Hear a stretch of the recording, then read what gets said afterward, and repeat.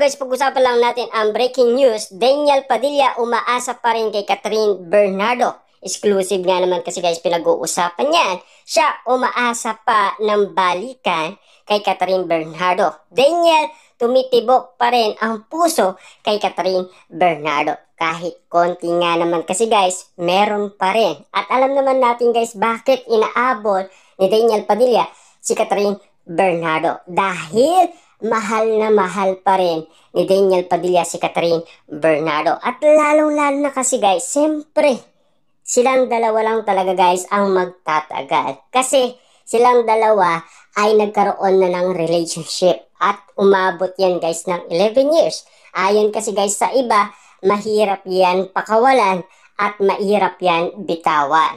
Kasi hanggang ngayon guys, alaala pa rin nila ang mga nakaraan. Kahit na iwalay na sila. Kasi at least, naiintindihan pa rin nila guys ang kanilang pagkakamali. Kasi alam naman natin guys, bata pa lang sila noon, pero ngayon, matanda na sila. Ibig sabihin, nag-matured na sila. Kaya nga naman guys, alam na nila ang ibig sabihin ng pag-ibig. Base sa kwento ni Catherine Bernardo, noon ay hindi niya pa alam ang tunay na kaulugan ng pag-ibig. Siyempre, ganun din naman kasi guys si Daniel Padilla. Ayon umano guys kay Robin Padilla, bata pa lang sila. Pero, hintayin natin mag-mature sila. Doon natin alamin ang katotohanan kung magkakabalikan pa ba sila at kung tatanggapin pa ba nila ang isa't isa. Tinanggap pa ba nila ang isa't isa? Yes, tinanggap pa rin nila ang isa't isa. At lalong-lalo na guys, siyempre, naging magkaibigan sila at nagkaroon sila ng commitment sa isa't isa. Yan kasi guys ang pinag-usapan na at exclusive na yan guys, pinagkaguluhan at pinagpestaan. Dahil ayon kasi guys kay Sian Gasa, 99.9% nagkaayos na sila. Yan kasi guys ang exclusive na ibinalita sa atin ng karamihan. Kaya nga naman guys, lahat ng mga issue at intriga ngayon ay balitang-balita lahat ng mga ganitong kaganapan kina Daniel Padilla at Catherine Bernardo. Hindi na yan guys mawawala sa isipan ng mga tao ang tunay na halaga ng pag-ibig. Siyempre guys, ang kwento ni Daniel Padilla at Catherine Bernardo ay sinasabuhay ng iba kung ano ang nangyari sa kanila. Ibig sabihin, marami umano guys ang natututo. Lalo-lalo na guys, yung bago pa lang magmahal.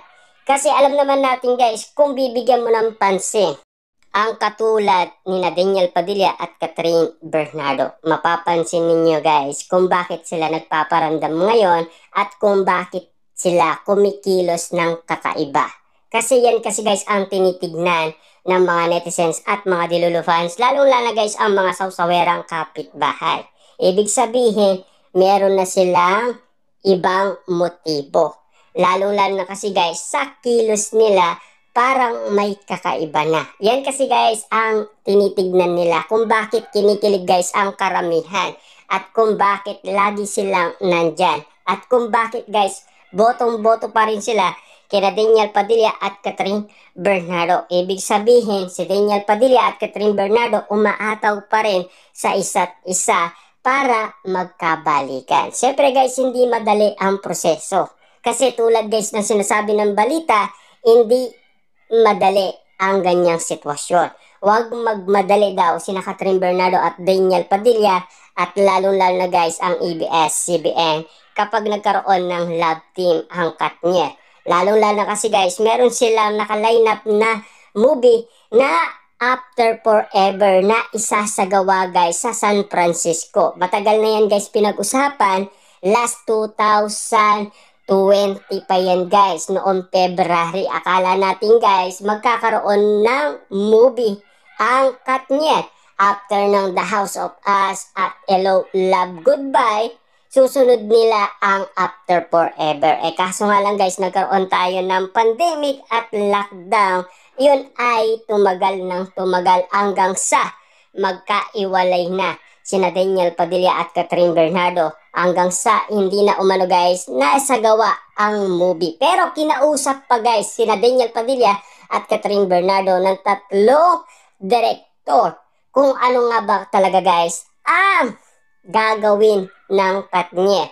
Sinasabi naman guys ni Direk Cathy na ayaan nyo lang ang mga tao na pinag-uusapan daw ang tungkol sa iwalayan. 'Di ba? Kayang-kaya daw nilang lagpasan yan. 'Di ba? Kita-kita nyo naman siguro guys noon si Daniel Padilla at Catherine Bernardo. Si Daniel Padilla guys, cute pa rin noong pinag-uusapan ang tungkol sa nangyayari at lalong-lalo na guys sa reunion nila. Si Catherine Bernardo, kung mapapansin ninyo, umuugot pa.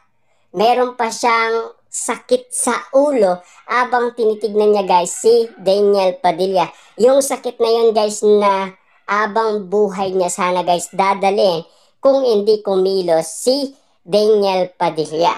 Pero kumilos naman siya guys at pinagsisihan niya lahat ng mga bagay na napag-usapan na. Pero at least may mga bagay pa rin guys na hindi sang-ayon ang mga tao. Kasi sila kasi guys hindi naman nakikita at hindi naman napapansin ang bawat kwentong nangyari na.